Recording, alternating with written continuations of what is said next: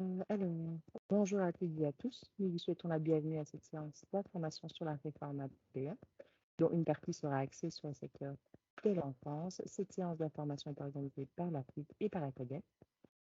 Dans cette dernière vidéo, il sera question d'une présentation de l'ONU concernant notamment le cofinancement entre l'ONU et la Fédération Wallonie-Bruxelles.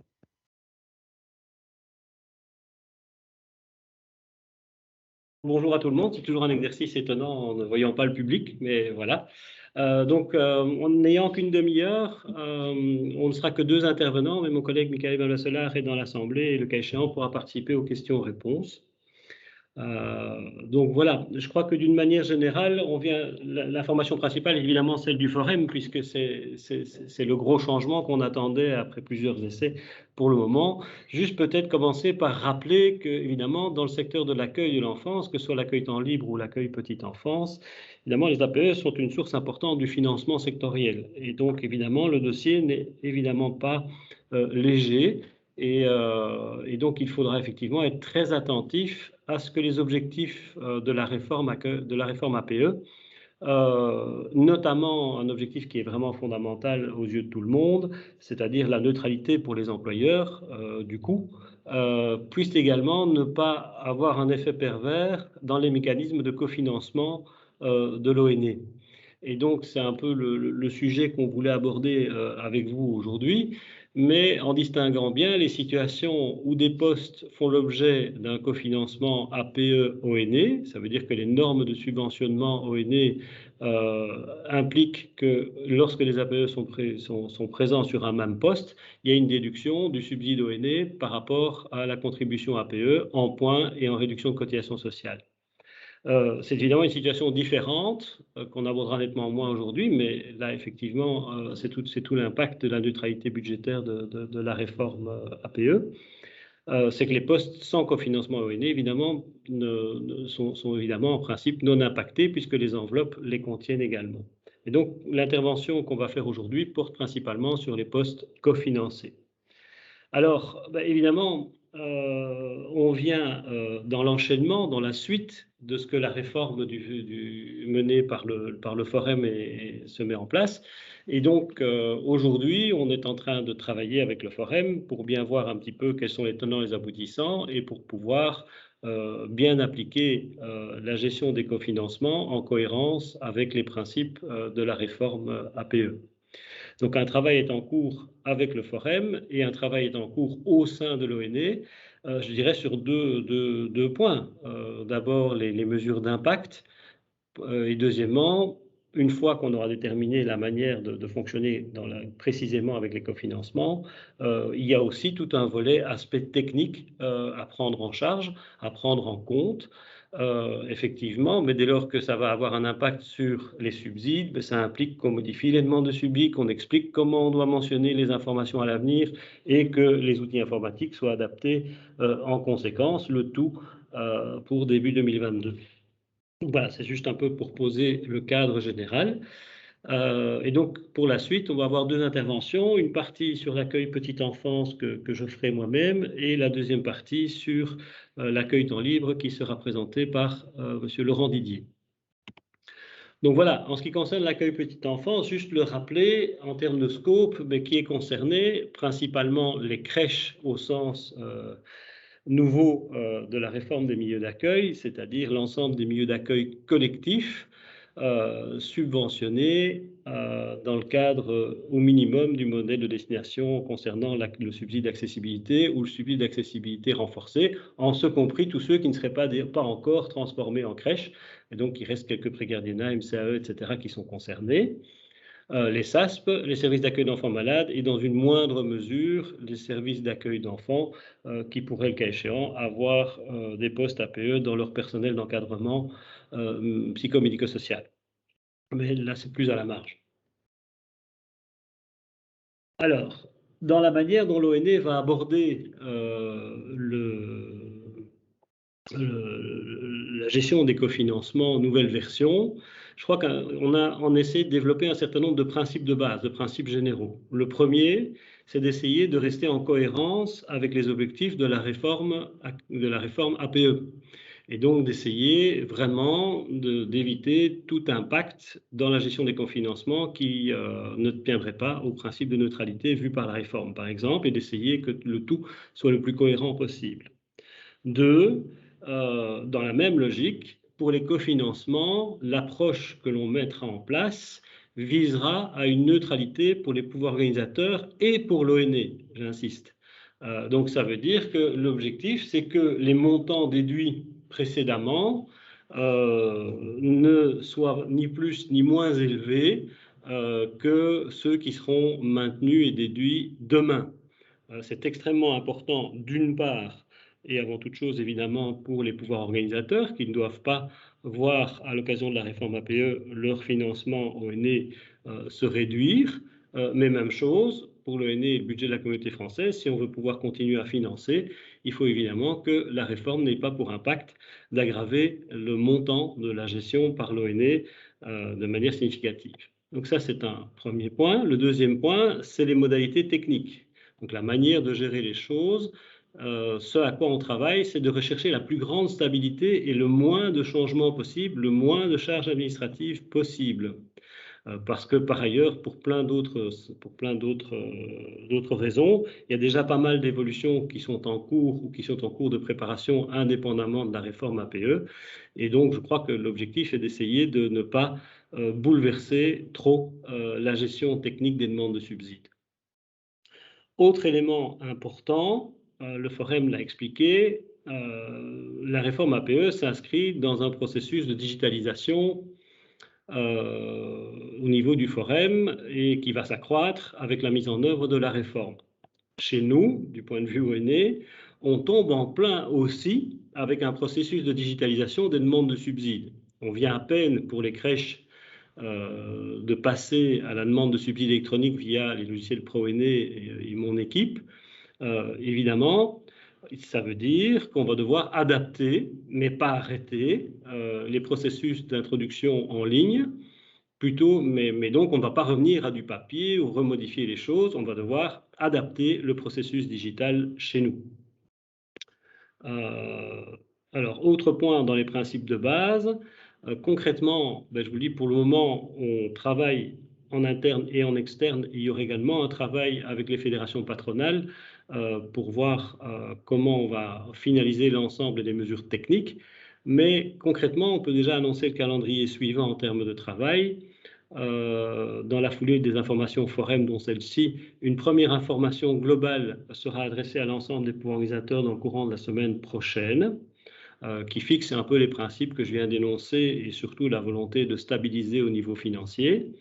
La deuxième chose, qui annonce également une communication détaillée qui donnera peut-être lieu à une autre rencontre de ce type-ci, fin de l'année, avec les modalités pratiques, financières, administratives, digitales, etc., afin d'être prêt pour mettre l'ensemble en application pour les demandes de subsides du premier trimestre 2022. Nous sommes donc bien à ce stade dans une phase de préparation du nouveau dispositif, dans une phase de définition des modalités pratiques. Et donc, je ne vais pas malheureusement pouvoir vous présenter aujourd'hui l'ensemble des détails des mesures, parce qu'effectivement, vous imaginez bien que les choses présentent une certaine complexité. Et si on veut respecter les principes que je viens d'énoncer, on doit quand même faire un certain nombre de tests, faire un certain nombre de simulations avant de pouvoir annoncer le dispositif concret. Alors, juste peut-être revenir sur la situation actuelle, parce que dans les questions qu'on avait reçues avant la présentation, on nous demandait de rappeler un peu quelle est la situation d'aujourd'hui. Et donc aujourd'hui, pour le personnel qui est subventionné par l'ONE, j'insiste, on parle bien de personnel subventionné par l'ONE, si les points APE portent sur ce même personnel, les points et les réductions de cohésion sociale patronale sont déduits du subside de l'ONE. C'est ce que j'appelle les APE cofinancés. Certains d'entre eux ont une coloration particulière parce qu'ils ont fait l'objet soit des programmations et des plans cigognes précédents, et donc où le personnel de périculture, pour l'essentiel, était financé était cofinancé avec les régions. Et là, il y a une standardisation des points qui était prévue, puisque la question a été posée, d'où viennent ces 6 points? Dans le cadre des programmations, pour un temps plein, systématiquement, le montant du cofinancement était fixé à 6 points. Donc ça, c'est pour les programmations précédentes.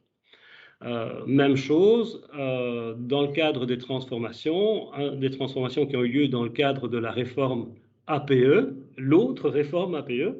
Donc il y a la réforme des APE et la réforme de l'APE pour accueil petite enfance ici.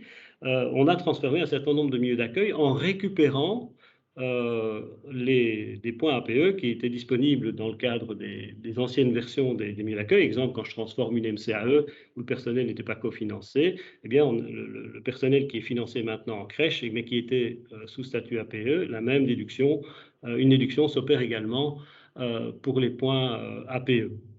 Donc ça, c'est le cas particulier d'APE qui sont cofinancés, c'est le scope principal. À côté de ça, il y a évidemment les APE sans cofinancement, qui restent évidemment dans la maîtrise et dans le scope entier du pouvoir organisateur et de son affectation, et qui donc, eux, ne font pas l'objet évidemment de déduction ou de fonctionnement. Ça, c'est la situation telle qu'elle se présente aujourd'hui. Donc, pour demain, qu'est-ce qui se prépare? Qu'est-ce qui va faire l'objet de la communication de la fin d'année?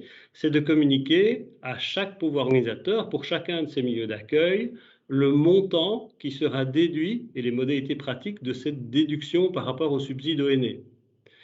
Deuxième chose que l'on doit faire, je l'ai dit, c'est adapter le système de déclaration des subsides, donc via ProENE, et les demandes de subsides digitales qui devront effectivement s'adapter légèrement, le plus légèrement possible, c'est ce qu'on essaye de réfléchir. Également, adapter les processus pour ce qui n'est pas encore digitalisé. Donc on sait que pour les SASP et les SAMD, là il n'y a pas encore de version ProENE, et donc il faudra trouver également une adaptation des processus actuels pour la fin de l'année. Alors, puisque la logique est que l'enveloppe du forum vise à maintenir le financement, c'est la logique de stabilité pour vous, on va travailler dans la même logique. Donc l'idée, c'est de figer la valeur des points et des réductions de cotisations patronales qui sont actuellement déduites en fin de régime, d'ancien régime APE, si je puis dire, de vous communiquer cette enveloppe et de poursuivre la déduction à l'avenir sur cette base. Ça veut dire qu'en gros, ce qu'on déduisait en fin de période restera le même montant qu'on va continuer à déduire à l'avenir, avec évidemment les mécanismes d'indexation qui correspondent. Donc ça, c'est vraiment la logique. On a essayé de réfléchir à d'autres systèmes, mais l'idée, c'est de rester au plus proche de ce qui était déjà déduit, ce qui est déjà déduit aujourd'hui, et de partir de cette logique-là, en travaillant cette fois-ci par milieu d'accueil, puisque ça fait partie du subside de chacun des milieux d'accueil concernés. Ça ne changera pas, et en figeant les montants qui ne seront donc plus à partir de là évolutifs en dehors des indexations. Pardon. Alors, un autre point qui est particulier à l'accueil de la petite enfance, c'est les plans cigognes et les cofinancements qui s'y rapportent. Je crois que c'est M. Birler qui l'a évoqué tout à l'heure. Pour les projets qui ont été retenus dans les programmations antérieures, essentiellement Cigogne 3, donc les appels à projets qui sont en cours d'exécution, où les places sont en cours d'ouverture, un certain nombre de places sont encore à ouvrir. L'engagement de cofinancement, sur base des accords qui ont été établis entre les cabinets, est évidemment maintenu. Et donc, les conventions ont été prolongées et on va avoir un maintien des cofinancements pour ces projets-là. Mais là, on est encore dans du passé actif, si je puis dire, mais c'est quand même important de pouvoir le rappeler parce que c'est ce qui permet tant à l'ONE qu'à vous d'avoir la garantie du maintien du financement des nouvelles ouvertures de places qui sont déjà décidées. J'insiste, déjà décidées. Alors la question, quand on parle d'avenir, c'est, on sait, vous êtes tous pour la plupart dans le secteur, qu'une nouvelle programmation est en cours de préparation, puisqu'elle a déjà été notamment annoncée dans le cadre du nouveau contrat de gestion de l'ONE, mais également par d'autres canaux régionaux notamment. Et donc, nouvelle programmation dit, est-ce qu'on va encore appliquer la même recette Et donc, une des questions qu'on nous posait, c'est y aura-t-il encore des APE en cofinancement demain, dès lors que la réforme passe par là?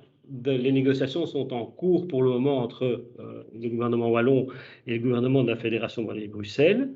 Et donc, je ne pense pas découvrir trop la couronne en disant que oui, la logique, c'est que des APE, entre guillemets post-réforme, si je puis dire, seront prévus dans le cadre de cet appel à projet commun entre la Wallonie, Bruxelles, mais là on est hors scope, et l'ONE. Donc oui, il y aura un nouveau nombre d'APE qui seront prévus. Et donc, ils viendront en sus des enveloppes précédentes, évidemment. Donc ça, c'est pour répondre à la question des plans cigognes en cours et des futures programmations en préparation. Voilà ce que je pouvais vous dire aujourd'hui, mais en synthèse, ce qui semble vraiment important, le message qu'on tient vraiment à faire passer aujourd'hui, c'est l'idée que le montant du subside restera stable et ne fera pas l'objet d'une déduction supérieure à ce qu'elle était antérieurement. C'est vraiment le message que l'on veut pouvoir faire passer. Et le deuxième message, c'est qu'on va tout faire pour que l'adaptation administrative soit la plus simple possible. Voilà, je vais peut-être passer, si Laurent est prêt, la parole pour l'accueil temps libre, ou je ne sais comme ça vous va comme ça pour les organisateurs? Ok, ben voilà. Laurent, si tu es là? Oui, je suis là. Merci Eddy. Bonjour à toutes, bonjour à tous. Je continue à cliquer si tu me le permets, ou bien tu préfères charger ton... Ah, mais tu peux... Oui, il n'y a pas beaucoup de slides, donc si tu veux bien... Ça va, d'accord. Avec grand plaisir, c'est plus simple que de parler, je t'écoute. C'est plus simple. Voilà, dernière ligne droite. On a eu beaucoup d'informations aujourd'hui. Je vais essayer d'être concret et rapide, en sachant, comme l'a dit Eddy, on est dans le même schéma au niveau de l'accueil temps libre. On est au stade des principes et on doit encore réfléchir à toute l'organisation concrète et à l'aspect vraiment pratique, à l'opérationnalisation pour intégrer cette réforme APE au niveau de l'ONE. Au niveau de l'accueil temps libre, comme vous le savez, il y a plusieurs secteurs, mais seulement 2 secteurs sont concernés par cette réforme. Ce sont les opérateurs AES2 et les coordinations ATL, puisque dans les autres secteurs, même s'ils bénéficient de postes APE, ils bénéficient de subventions, et heureusement, parce qu'autrement on ne sait pas comment ils fonctionneraient, l'ONE, pour sa part, leur verse un subside de fonctionnement. Donc le subside que nous leur octroyons ne concerne absolument pas l'emploi. Donc la réforme n'a aucun impact sur l'accueil extrascolaire de type 1, les écoles de devoirs, et encore moins les centres de vacances qui ont très peu d'APE. Voilà, on peut passer à la dia suivante. Pour les opérateurs AES2, donc je vais distinguer clairement 2 choses. J'ai l'habitude d'insister sur cette distinction. Il y a d'une part le calcul de l'enveloppe de subvention. Donc ça, c'est le montant maximum dont l'employeur peut bénéficier. Et d'autre part, la justification de la subvention. Et donc, bien sûr, les points APE, les anciens points APE, la subvention APE intervient des 2 côtés, mais de manière différente. Dans le calcul de l'enveloppe de subvention,